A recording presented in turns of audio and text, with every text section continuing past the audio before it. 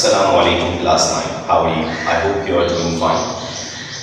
In last class we studied about the model helping verb which is can, and I explained you about the structures. I explained you why we use these model helping verbs in English language, how they can change the sense of the tense, and now I would like to introduce you can as the mentioner of the abilities. If you want to express somebody's ability to do something, you can use can, which is the model verb. You know that. Can. And we know to express the ability, we have to use only two sentences.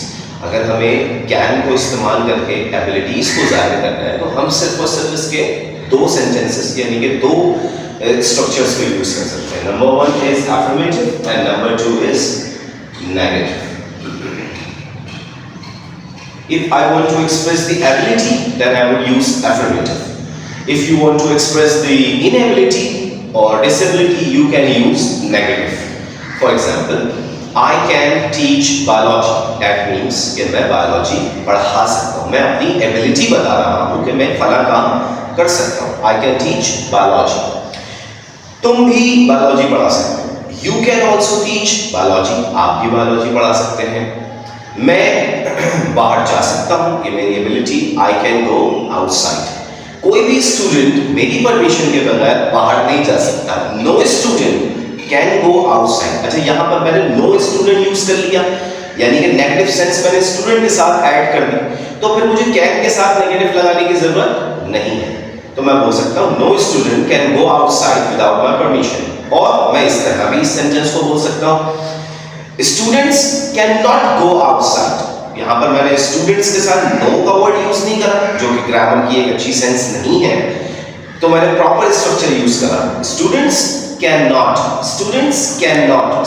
नहीं जा सकते. Outside, student can not go outside without my permission.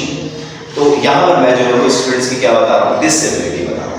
तो आप लोग अच्छी तरह से वाकिफ हैं कि किस तरह से स्ट्रक्चर्स जो है वो बनते हैं. सबसे पहले हम जो है वो सब्जेक्ट का यूज करते हैं.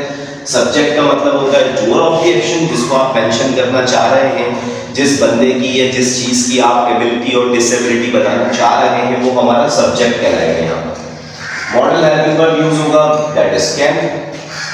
और मैं आप लोगों को ये चीज पहले भी समझा चुका हूँ कि तमाम मॉडल हेल्पिंग वर्ब की जो सबसे अच्छी बात मुझे लगती है वो ये है कि इनके साथ वर्ड का कॉम्प्लिकेशंस नहीं, यानी हमें ये नहीं सोचना पड़ता कि आया कि कैन के बाद अब हमने वर्ब की कौन सी फॉर्म लगानी है, क्योंकि we are damn sure that can के बाद हम हमेशा वर्ब की कौन सी फॉर्म यूज कर सकते हैं, that is BFV. BFV means verbs first form. तो हम हमेशा तमाम मॉडल हेल्पिंग वर्ब्स के बाद कौन सी फॉर्म यूज करते हैं, वर्ब की फर्स्ट फॉर्म यूज करते हैं. तो स्ट्रक्चर कैसे बन रहा है, subject plus can plus BFV and any object whatever you want to express the ability. जैसे मैंने कहा कि मैं बाहर जा सकता हूं, तो यहाँ पर सब्जेक्ट मैं हूं. I can go outside. तुम बाहर नहीं जा सकते, तो इसका क्या बनेगा, नेगेटिव सेंस बन जाएगी सब्जेक्ट. नेगेटिव में हम हेल्पिंग वर्ब के बाद नॉट लगाते हैं, तो आप सब जानते हैं. लेकिन जब हम कैन में नॉट लगाते हैं तो वो कैन और नॉट नहीं बनता, यानी कि मैं नॉट और कैन वर्ड के अंदर डिस्टेंस नहीं रखता. ये इसके नेगेटिव जो है इसके साथ बनता है, कैन नॉट. इसको पढ़ते भी कैन नॉट अलग अलग नहीं है, can not. I can not base form of verb and then object. ठीक है, चले जल्दी से बताएं, ध्यान में लाएं इन स्ट्रक्चर्स को. अली कुरान मजीद की तिलावत कर सकता है. Ali can recite the holy Quran. Ali can recite the holy Quran. ठीक है. गुलफाम कुरान मजीद की तिलावत नहीं कर सकता. Gulfam can not recite the holy Quran. मैं बोर्ड को रिमूव कर सकता हूं. I can remove the board. मैं बोर्ड को रिमूव नहीं कर सकता. I can not remove the board. तुम जहां चाहो जा सकते हो. You can go anywhere you want. You can go anywhere you want. जहां चाहो जा सकते हो.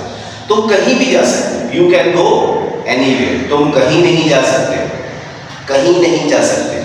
अब इस जुमले को मैं ऐसे भी बना सकता हूँ, you can not go anywhere, तुम कहीं नहीं जा सकते। और मैं ऐसे भी कह सकता हूँ, you can go nowhere, you can go nowhere, तुम नोवेयर। अब मैंने वेयर के साथ नो लगा दिया, यानी ऑब्जेक्टिफाई के अंदर मैंने जो है वो नेगेटिव सेंस ऐड कर दी, तो फिर मैं यहाँ नॉट नहीं लगा रहा, यू कैन गो नोवेयर। ठीक है, मैंने अभी आप लोगों को बताया नोबडी है। तो इस तरह से है। अब हम जो है वो एक एक्सरसाइज करेंगे जो कि आपके बुक के अंदर पेज नंबर 35 मौजूद है। उसके अंदर जो है वो आपको कुछ सेंटेंसेस दिए गए, मैं अभी आपको मेंशन करता हूँ। और उसमें जो है वो हमने एबिलिटी और डिसेबिलिटी को रिप्रेजेंट करते हुए अपना कोई मॉडल हेल्पिंग वर्ब इस्तेमाल करना है। जाहिर है कि हमें पता है मॉडल हेल्पिंग वर्ब हम यहाँ पर एबिलिटी डिसेबिलिटी में कैन ही यूज़ करते हैं, तो ऑब्वियसली यहाँ पर भी सारे कैन यूज़ हो रहे होंगे। But let me remind you one thing, अगर सेंटेंस पास्ट का है, अगर सेंटेंस ऐसा है जो कि सेंस कर रहा है पास्ट ही, देखो मैंने आपको बता दिया कि मॉडल हेल्पिंग वर्ब में जो मेन वर्ब होगा वो कभी भी सेकंड फॉर्म नहीं हो सकता, तो फिर आपको पास्ट का कैसे पता चलेगा?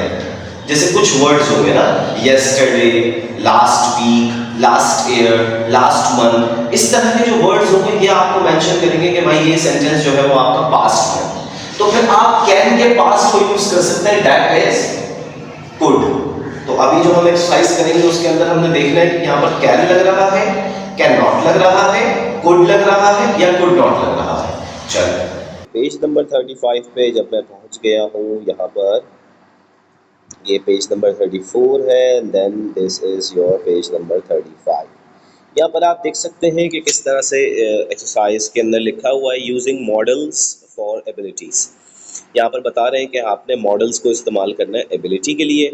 वैसे तो यहाँ पर बहुत सारे डिफरेंट मॉडल्स यूज़ किए हुए हैं, can, could, may, might, shall, should, will, would, ये सारे के सारे मॉडल हेल्पिंग वर्ब्स हैं।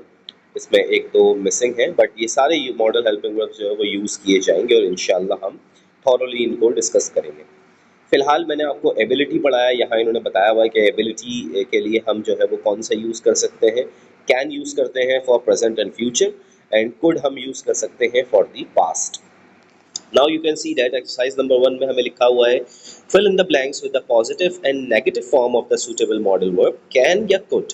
यानी आपको देखना है कि यहाँ कौन सी एबिलिटी और डिसेबिलिटी बन रही है, जो आप चाहें जुमले के अंदर दोनों इस्तेमाल कर सकते हैं या कोई एक इस्तेमाल कर सकते हैं। जो भी सेंस बनती है वो आपने बनानी है। अब देखें फर्स्ट सेंटेंस लिखा हुआ है, I dash swim when I was a child. मैंने अभी आप लोगों को बताया कि आपको कैसे पता चलेगा कि ये पास्ट टेंस है, क्योंकि वर्ब तो यहाँ पर हमेशा फर्स्ट ही यूज़ होती है, first model, first helping verb, sorry main verb की फर्स्ट फॉर्म यूज़ हो रही होती है।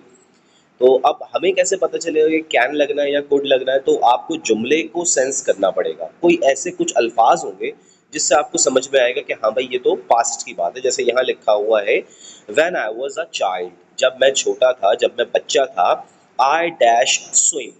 अब यहाँ क्या लगेगा? यहाँ कैन साउंड गुड कर रहा है, आई कैन स्विम, मैं स्विमिंग कर सकता हूँ जब मैं छोटा बच्चा था, या फिर यहाँ पर कुड अच्छा साउंड कर रहा है, आई कुड स्विम, मैं स्विम कर सकता था जब मैं छोटा बच्चा था। तो डेफिनेटली यहाँ पे कुड जो है वो बेटर साउंड कर रहा है, तो यहाँ पर हमने क्या इस्तेमाल करना है? Could. I could swim when I was a child, मैं तैर सकता था जब मैं एक बच्चा था। But I dash swim now, मैं अब स्विमिंग नहीं कर सकता, अच्छा लगेगा, या कर सकता हूँ, अच्छा लगेगा, वॉट एवर। जो आप पहले नेगेटिव यूज कर सकते हैं, बाद में पॉजिटिव। जैसे कि आप जुमला इस तरह बना सकते हैं, I could not swim when I was a child, जब मैं छोटा था मैं तैर नहीं सकता था। But I can swim now, लेकिन आज मैं तैर सकता हूँ। तो यहाँ पर जो है वो आप इस तरह से जुमले को इस्तेमाल करेंगे। बाकी जो सेंटेंसेस है वो आपने ऑन योर ओन फिल करना है, और इंशाल्लाह on Monday I will check this exercise on your copies. So see you on Monday. अल्लाह हाफिज़, टेक केयर अ लॉट।